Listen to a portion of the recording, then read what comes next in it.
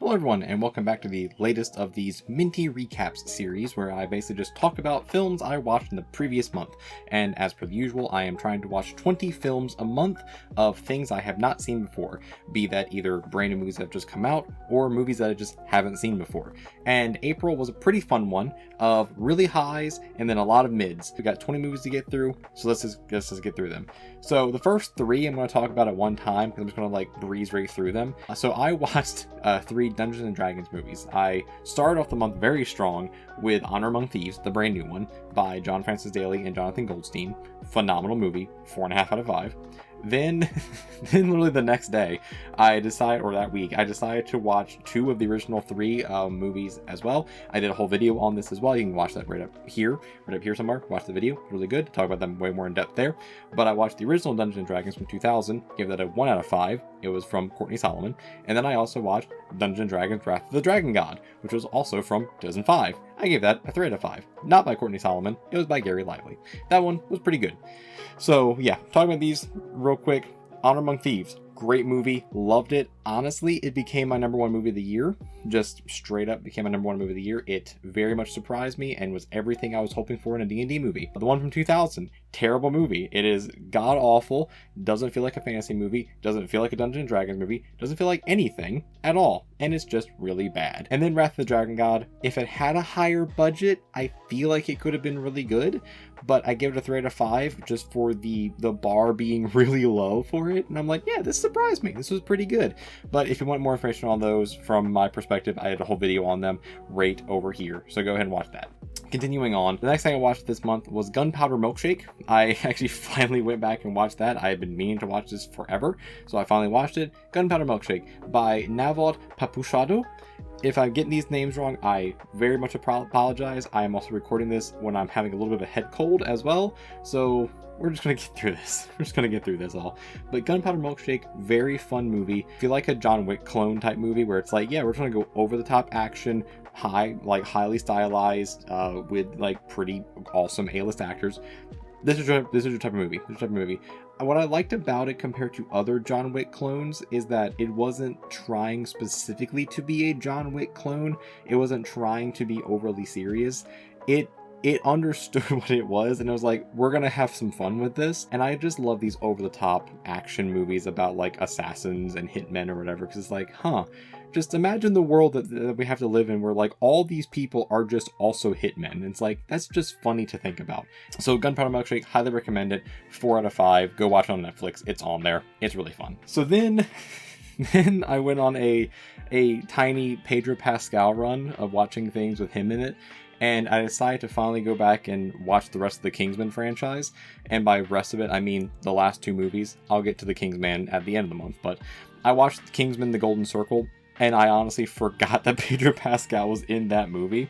But Kingsman: Golden Circle by Matthew Vaughn, it was good. I don't think it's as good as the first one. I think the first one is a very lightning in a bottle situation where it happened like that. But Golden Circle, very fun. Wish they had done some more with the villain. Wish there was a little bit more there. But in terms of Kingsman-ness stuff, there's some good Kingsman in there. There's some really good Kingsman stuff in there. Just like I mentioned before with Gunpowder Milkshake, with I love over-the-top action movies. Kingsman is that for spy films. I love the idea of spy films. I just don't watch that many of them, but Kingsman is straight up my alley for my type of spy film, 100%. And I just love everything about the Kingsman franchise. So Kingsman: Golden Circle, give it a 4 out of 5. It's a really fun time, very fun action movie. If you like the first movie, you're probably gonna like the second one, just not as much as the first one, which is completely fine. Another Pedro Pascal movie I watched was We Can Be Heroes, the movie by Robert Rodriguez. And Robert Rodriguez is a really funny director when it comes to certain movies, because he'll do really over-the-top awesome action stuff like Machete and Alita Battle Angel, which I love Alita Battle Angel. Please make the sequel to that movie. And a couple episodes of Mandalorian here and there, some Tarantino stuff. He does all this awesome action stuff. But then he's also the guy who created Spy Kids. And it's like, yeah, I'm going to do the same action stuff with way over-the-top kids movies with Spy Kids and have the worst-looking CG in any movie, but that be the point. We Can Be Heroes was one of those. It's in the same universe as Shark Boy and Lava Girl, which is something I never thought I'd say. It's fine. It is completely fine. I completely give a pass to all of the kid movie stuff in it because it's a Robert Rodriguez kids movie. You should know what you're going to be getting into when you go into it. You're going to be getting Spy Kids or Shark Boy and Lava Girl. That's what you're getting, and it's pretty fun the way it is. It's over the top, nonsensical kids movie stuff. However, I hated the ending of it. Like, I was fine with everything in it. Like, I was completely fine with everything in it. But the ending of it, the ending was really bad in my opinion, and it kind of ruined the entire rest of the movie. However, Pedro Pascal is amazing because he's Pedro Pascal, and he gives his all no matter what the role is, and it was great to see that. But I gave it a 2.5 out of 5. It is a movie you can put on the background and it'll be fine, and you're not going to miss anything at all. But it's a Robert Rodriguez kids movie. What do you expect from this one? Then I decided to go on a whole run of watching stuff on Peacock. So I watched Knock at the Cabin by M. Night Shyamalan. I was honestly expecting more, especially with it being a Shyamalan film. I was expecting a twist. I was expecting a twist at the end. And this might be a full spoiler for the movie, but there's not really a twist in the movie. It's just, it presents you with everything, and I guess the twist is the fact that there isn't one. So Shyamalan got me again, but it's fine. It's completely and utterly fine. I wish they had done more with it. Like, I really do. But also having read a synopsis of the book that is based on as well, it follows fairly closely to the book except for the ending, where the movie actually gives it an ending, where the book kind of leaves it a little more open. I kind of think they should have just left it a little more open, because that would have felt more like a Shyamalan film. But beyond all that, Dave Bautista solidifies himself as just being a phenomenal actor in everything he's in, and I love seeing him in everything he's in. The dude has range, and he knows it, and I'm glad he keeps practicing it and keeps going forward into being a full actor. It's great to see that. But yeah, Knock at the Cabin, 3 out of 5. It's really mid. It's pretty mid. Even for an M. Night Shyamalan film, it's pretty mid. Same night, I decided to also watch Cocaine Bear, because why the hell not? Let's watch Cocaine Bear. Also, didn't realize it was directed by Elizabeth Banks. That one completely went over my head. But Cocaine Bear is the exact movie you think it is. That is basically the review of it. It is the exact movie you think it is. It is a over-the-top, gory, slightly raunchy comedy based on a true story about a bear that eats a bunch of cocaine and is high the whole time, and that's exactly what you think it is. The cast knows what movie they're in, for the most part. They all know what movie they're in, and they do a good job. It's kind of cool seeing Ray Liotta in one of his last movies ever, and it be Cocaine Bear, and it be a full Ray Liotta performance. Like, that's pretty fun. But it's Cocaine Bear. It's also extremely mid. Like, you know what you're going to get into when you watch this movie. Just look at the title of the movie. It's called Cocaine Bear. What else are you expecting in this movie? Then I went on a little bit of a weird turn with some of these movies, where I'm like, I just want to watch something short. I was feeling a little brain spicy on these days. Like, I'm just going to watch something short. I'm just going to get through these things. I'm just going to watch something that just pops up. And a random thing popped up. It was 15 Things You Didn't Know About Bigfoot by director Zach Lamplugh. Again, apologies if I get named wrong. And it's a mockumentary that's like parodying like Weiss style, like modern contemporary journalism stuff, like edge journalism, like a Weiss, like a complex media type of thing, BuzzFeed as well. And it's honestly really funny. Like, it takes a little bit to get into it, and you gotta try to warm up to like the comedy style that it's getting at. But if you know what they're making a parody of, it really hits it very hard. And by the end of it, I was really feeling it. I was very much feeling it by the end of it. I was like, yeah, this is a good movie. This is a good movie. And the characters take a little bit of time to get acclimated to get a little used to. You kind of don't like anybody in the cast, but that's kind of the point, especially with this type of mockumentary. But it's fun. It's like an hour and 20 minutes long. It is below that nice tight 90 that I love about movies. And it's a fun time. If you have Paramount Plus and you just want to watch something just to like shut your brain off to a little bit and just have a funny movie about edge journalism trying to find Bigfoot, watch this one. It's fun, and it actually has a pretty interesting little bit of a twist ending to it. There's a little bit of a twist ending, but it's a fun twist ending that actually like really hit me. I'm like, oh wow, that's there. Along with that, the same night, I finally decided to again, spicy brain, just turn the brain off for the day, just want to watch this. I went ahead and watched the SpongeBob musical live on stage, directed by Glenn Weiss. So here's the thing. I love Broadway. I love musicals. I don't watch nearly enough musicals, nor nearly enough Broadway. I had heard a lot about the SpongeBob musical because I also like watching the Tonys because it gets me involved in Broadway a little bit more. I had heard about the SpongeBob musical from that, and I had heard that it did amazing at the Tonys. It won so many awards. I'm like, for the SpongeBob musical? Really? And I had been hearing about this thing for years now. It lived up to the hype. The SpongeBob musical is one of the best things I have seen this year, and that is not me joking, that is just legit. I was not expecting the SpongeBob musical to give me a very, very nuanced political story about trusting in science, about building your community together to rally around an idea, of the distrust of the media, of the distrust of technology. I was not expecting any of broken friendships. I was not expecting any of this from the SpongeBob movie. On top of it also having pretty great musical numbers and pretty great costumes. Go watch the SpongeBob musical. It's a banger. I gave it a 4.5 out of 5. It's great. It's great. Then I watched Clerks on 420 because I was like, I'm going to watch a stoner movie on 420. I am not a stoner. Clerks was pretty funny.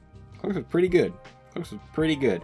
Give it a 4 out of 5. Give it a 4 out of 5. There are definitely some jokes in it that definitely do not hit now, but a lot of the jokes I feel like were really good. There are some pretty good jokes in there, and you can definitely see where Kevin Smith definitely shines as a writer in certain aspects.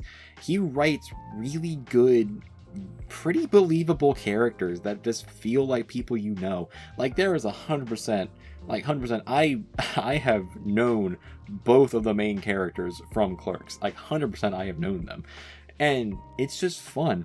And I was honestly expecting a little more actual like pop culture references because that's kind of what one of the things the movie's known for. I was expecting a little bit more pop culture referencey stuff, and I'm glad it wasn't over the top with it. But yeah, the original Clerks, good movie.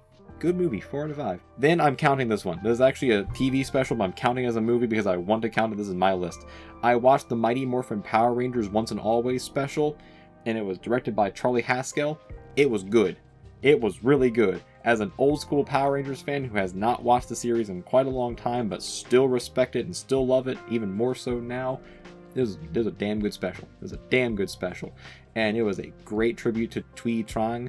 Again, apologies if I get her name wrong. And to Jason David Frank. Phenomenal tribute to them.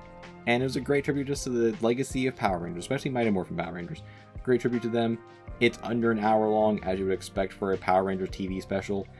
It's really fun. It's really fun, really cringy in certain areas, really low budget in certain areas, but like, that's what you expect with Power Rangers. The one thing I disliked about it is I disliked the fact that they use CG for the Zord fight instead of just having people in suits.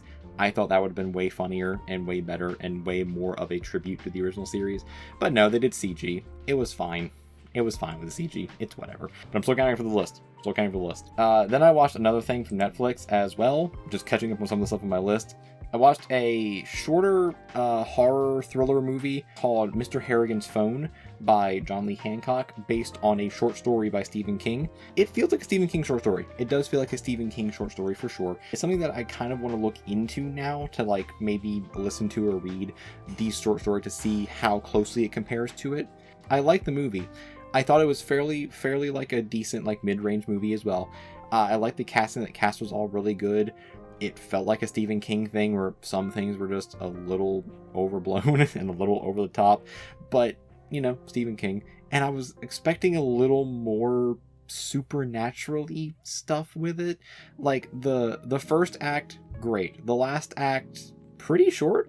middle kind of drags its feet a little bit in the middle. It's a fun time. It's a good Stephen King thriller, and I definitely want to look at the original source material as well to see how closely it relates to it. Then I watched Palm Springs on Hulu. I went on a whole Hulu kick here.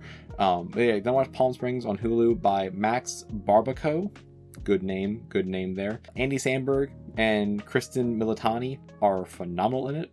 I really like this movie. I was not expecting too much from this movie. I had heard it was really good, and I knew it was like time loop, time travel type movie, so I knew that. This thing blew me out of the water. It took me a little bit to get into, just a little bit to get into, but once I got into it, once it actually started doing the time loop stuff, I was like, oh, this is that kind of movie, okay. And they did some very fun stuff with that time loop. They did some really great stuff.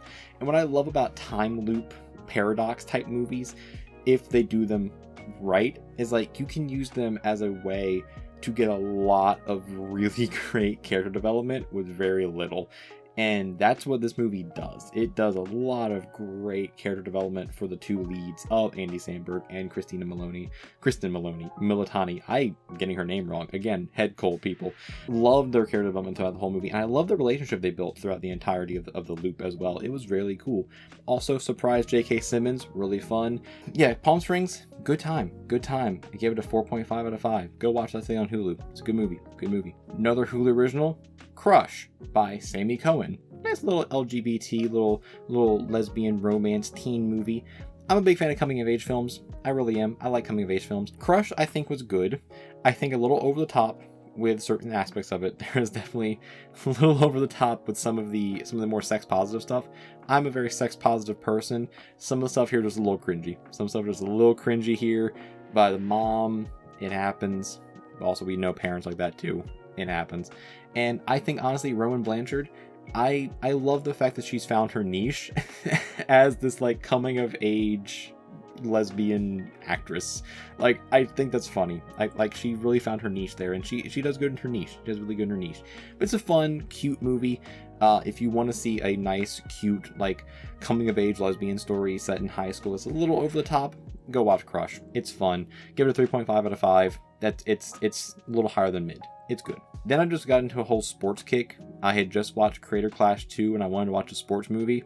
I wanted to watch a boxing movie. Instead, I watched Golden Arm, which is about arm wrestling. It is a fun one. It's a very fun one. And it's an indie film. It had fairly low budget cast. Ron Funches was in it though, which was pretty cool. A couple of other like comedian actors were in it as well.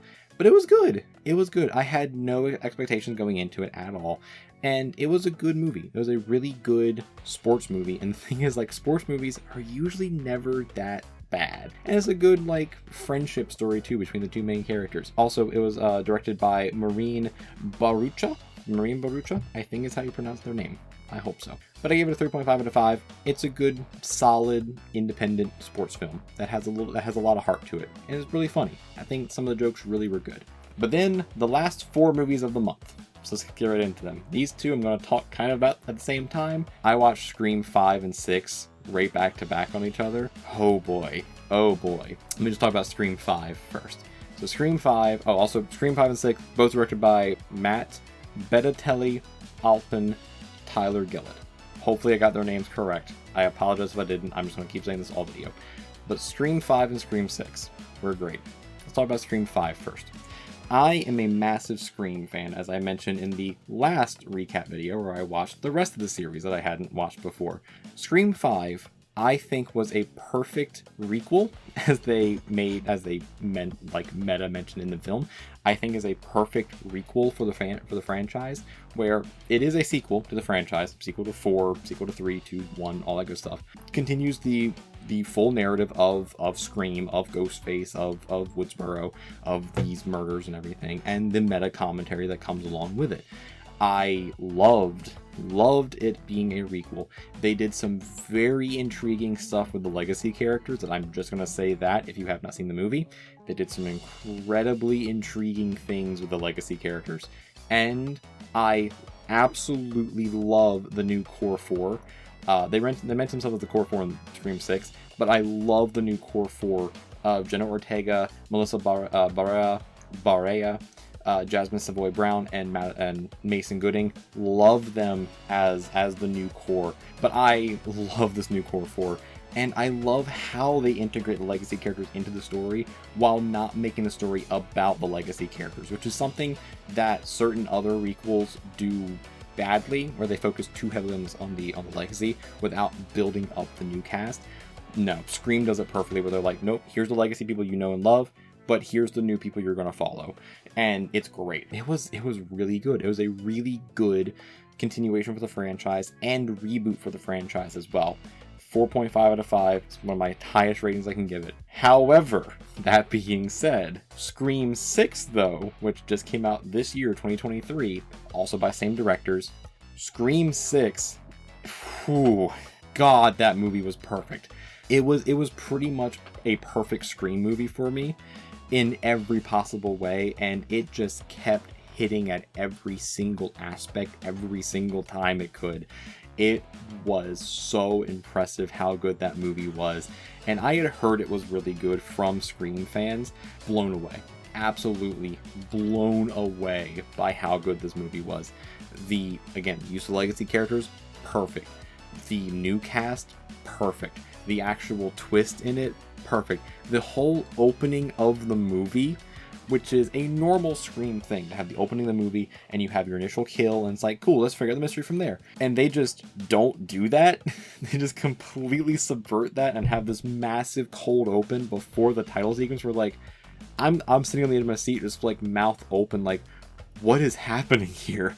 What are they doing here? And then just going on from there, and also taking the whole concept of the film, taking it from Woodsboro and putting it in New York City, where New York City already gives me anxiety anyway, but just putting it in New York City where it's like, okay, this is a very large place with a lot of people. Any of these people could be the killer. Any of them could be the killer. And this is for me personally. This is literally just for me personally. But the fact they brought back Hayden Panettiere from Scream 4, reprising her role as Kirby, is one of my favorite things in this entire film, because I'm a massive Scream 4 fan, and I really loved Hayden Panettiere in Scream 4 as Kirby. I loved her character, and I love what they did with her character, and I love that she is now one of the new staple legacy characters to go along with Gale and Sydney.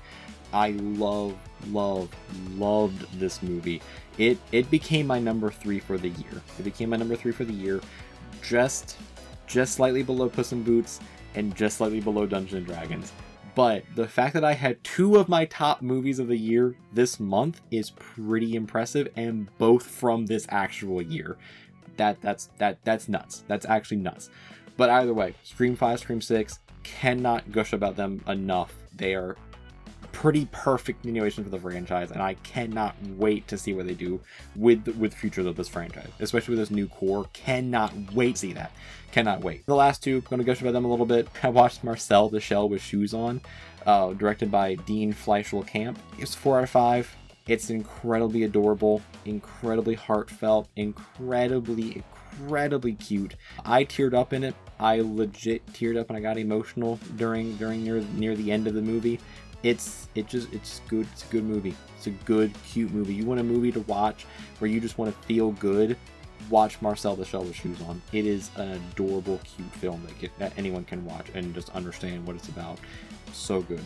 Watch Marcel the Shell. Also watch the YouTube videos too. They're pretty fun too. Then number 20, finished off the Kingsman franchise with the latest one, The Kingsman. Also directed by Matthew Vaughn, just like the other ones. Give it a 3.5 out of 5. I thought it was a good entry in the Kingsman franchise. I thought it was interesting they did a prequel to try and explain the origin of the Kingsman.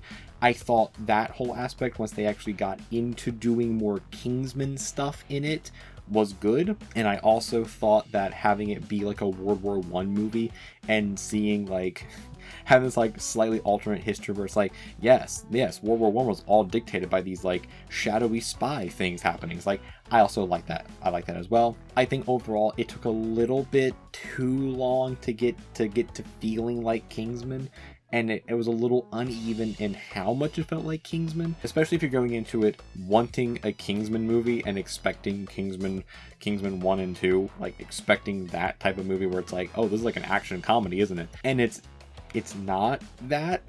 It's just a straight up World War I movie that has some pretty badass action in it. It's not necessarily that. There is still some definite Kingsman action in it, but it just takes a little bit of time to get in there. However, that being said, I absolutely love the cast. Ralph Fiennes is great as the lead. Gemma Arterton is great as the sidekick as well, as like the main female sidekick to Ralph Fiennes. Jimon Hansu is always great in everything.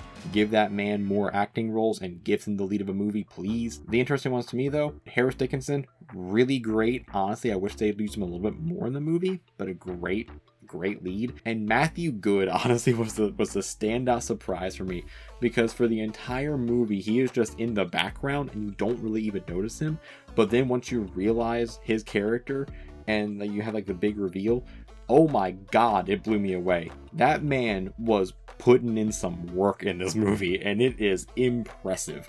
But yeah, the Kingsman, good Kingsman movie.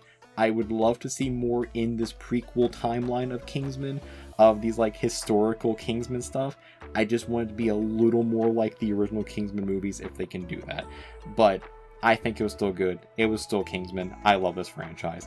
3.5 out of 5 for that. Those are the 20 movies I watched in April as well. Let me know down in the comments as well. Have you seen any of these movies? Do you want to see any of the movies now that I talked about them a little bit? And what movies have you watched recently that you really enjoyed watching and would want to put on a list like this? But yeah, let me know all that down in the comments as well. If you like this, if you like these recap videos, leave a little like as well. Starting this month, as I'm posting starting this month, I will start be doing themed months for these things, so be prepared and be ready for the May movie recap, where it will be all Disney Channel originals, so be prepared for that. That's gonna be a fun one, but I am going to try and mix up a little bit as well. But yeah, if you like the video, leave a little like as well. If you want to see more of this content or anything else that I do, leave a little subscription to the channel as well. It does definitely help out, and you get to join this lovely little community and tell me what to watch as well. Tell me what to watch. But until next time, right over here is going to be a playlist of the other recaps that I've done, and over here is going to be a video that YouTube recommends for you as well. Until next time, just stay watching movies, everyone, and I'll see you in the next one. Until then, peace, everyone. Peace.